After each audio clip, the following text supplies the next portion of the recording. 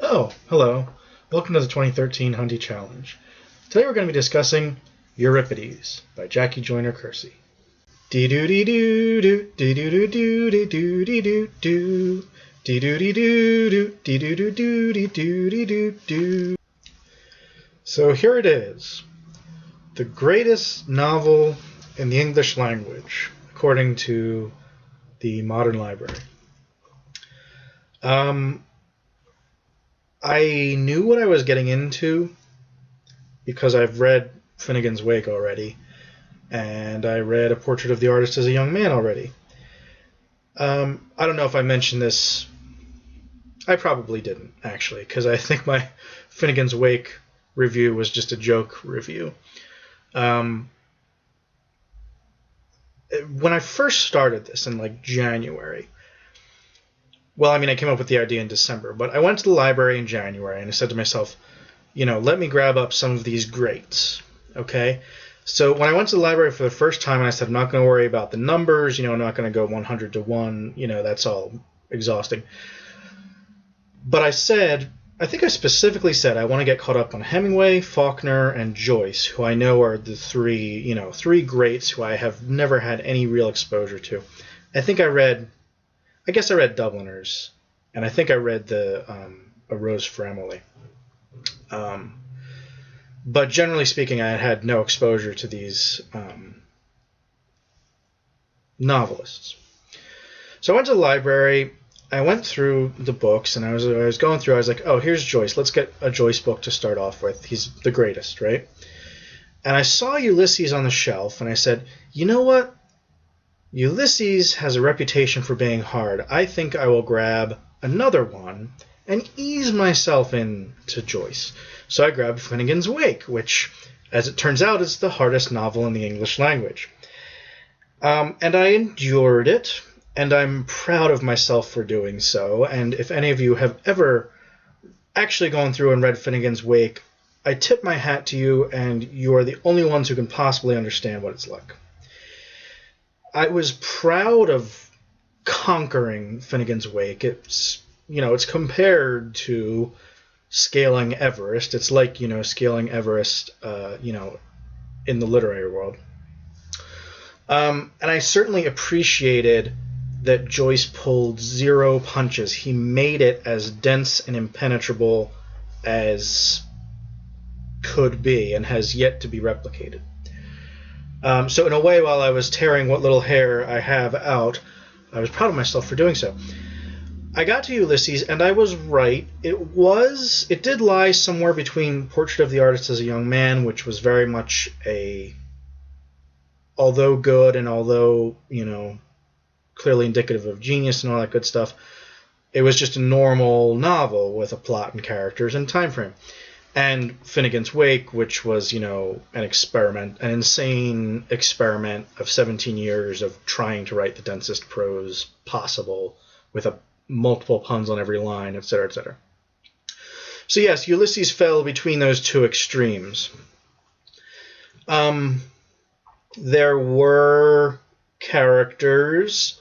There was a plot of sorts, but it still had that whole Finnegan's Wake-esque, nonsensical, this is so far over my head, I would practically have to, dig into it with a guide, I would have to take a class in this book to understand it.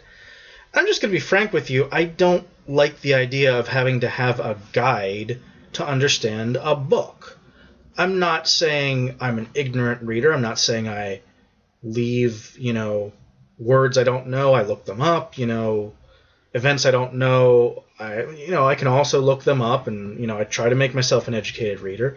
But I don't like the idea of a book being so dense and unapproachable that you just plain can't read it. And that's what Ulysses was like, and that's what Finnegan's Wake was like, but at least Finnegan's Wake was, pretty forward and open about it. Ulysses was a return to Stephen Dedalus, who was essentially Joyce, just kind of the There's a term for it that escapes my mind right now, where the author inserts himself into the book. But Stephen Dedalus was the main character of A Portrait of the Artist as a Young Man, and he's the main character, or, the dramaturgical dyad, the secondary character, in Ulysses. And at this point in his career, he is not a young man. Dedalus is, in fact, a professor. And the big chapter that I probably enjoyed the most out of this book was the chapter that was about Hamlet.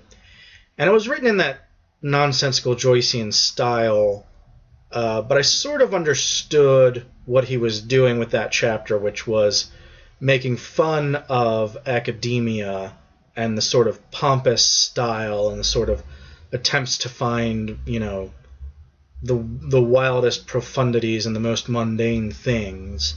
And familiarity with Hamlet didn't hurt that. But aside from that chapter, I think the part I most enjoyed was the very beginning, which had Buck Mulligan. And Buck Mulligan is my favorite character in this book. Now, like I said, there are actually characters in this book. And Buck Mulligan is just kind of this obstreperous, full of himself kind of jerk who just kind of messes with Dedalus, while Dedalus is just like having these woe is me moments in his own mind. And so the story starts, supposedly Finnegan's Wake is the story of night, and so it's dreamlike. Ulysses is the story of day, and so it's, day-like. And it starts with Buck Mulligan waking up and having a shave, making fun of Dedalus, and they have coffee, and they talk about how they hate their roommate. And I enjoyed that part. And then there's just kind of a lot of junk. And the second main character is Leopold Bloom, and I never understood who he was or what he was doing. And he basically just walks around Dublin, and every chapter, I'm not gonna lie, I didn't make this up. I had to look it up to figure out what the point of Ulysses was. But I guess every chapter is kind of a satire or a play on some aspect of Irish society. So, like, one chapter is, making fun of newspaper. Like I said, one chapter is making fun of academia. The last chapter was from the perspective of, I guess, Leopold's wife, Penelope, if that's actually her name. Anyway, it's called Penelope, and it's this raunchy, almost like a letter to, the Penthouse Forum. And bear in mind, this was written in, the 20s or the 30s, so it would have been especially shocking then, I'm sure. All from the perspective of Leopold's wife. And I guess that was kind of making fun of how they considered women to be these asexual creatures, with no concept of, being seduced or anything. But for the most part, this book was just something to endure for me. And I'm sure I'm going to, catch a lot of flack in the comments. I would actually appreciate, honestly, if there's real, Joyce scholars or just, smart people out there, tell me what I was missing, tell me what I wasn't getting. Is it better on the second time around? Was it my problem that I was listening to it on the audiobook and I should have, read it and poured through it that way? Like I said, I don't like the idea that I would have to have a guidebook to walk me through a novel. I don't feel like I should have to do that. And I almost feel like with Joyce, at this point, I am by no means a scholar. I've read 3 of his books, all of varying degrees of difficulty. But I feel like people say they like Joyce because he's so fucking hard to understand. And you know people like that, and I know people like that. Everybody knows people like that. They like to say that they like stuff that's really hard and complicated just so they sound smart. So, forgive me. I don't think I like Joyce just because he makes his stuff so complicated. It could be I'm a Philistine. Maybe I'm just, just a total Philistine and I just don't get it. Maybe I'm not Irish. I mean, I have Irish blood in me, but I didn't grow up in Ireland. I certainly didn't grow up in 1920s Ireland, so it may not mean as much to me. But I heard a guy on The Daily Show or Colbert maybe the other week that was talking about, Colbert's like, why didn't you write the great Irish novel? And he's like, Well, it's already been written. It's Ulysses. So, I mean, obviously, people still have high regard for this novel. The modern library considers it the greatest novel in the English language. Maybe I'm the one that's broken. I don't know. I didn't like The Sound and the Fury either. So I'm sorry. I can't recommend Ulysses. Like I said, I would almost recommend Finnegan's Wake as a, exercise in endurance before I would recommend Ulysses, because it just kind of split the difference, and it didn't tell a proper story like Portrait of the Artist did, but it wasn't just like an endurance marathon like you feel proud of yourself. Well, I guess you should feel proud of yourself if you've never read anything like this. Actually, you know what? I take that back. If you've read Ulysses, be proud of yourself. Congratulations. But I didn't enjoy it. I'm sorry. I can't recommend it. Like I said, I feel like it's more like one of those things that the modern library people said, well, this is really hard and dense. Let's act like we enjoy it. So I'm sorry. I don't know if this is going to be my most controversial video blog or what. But thanks for tuning in. We'll see you next time.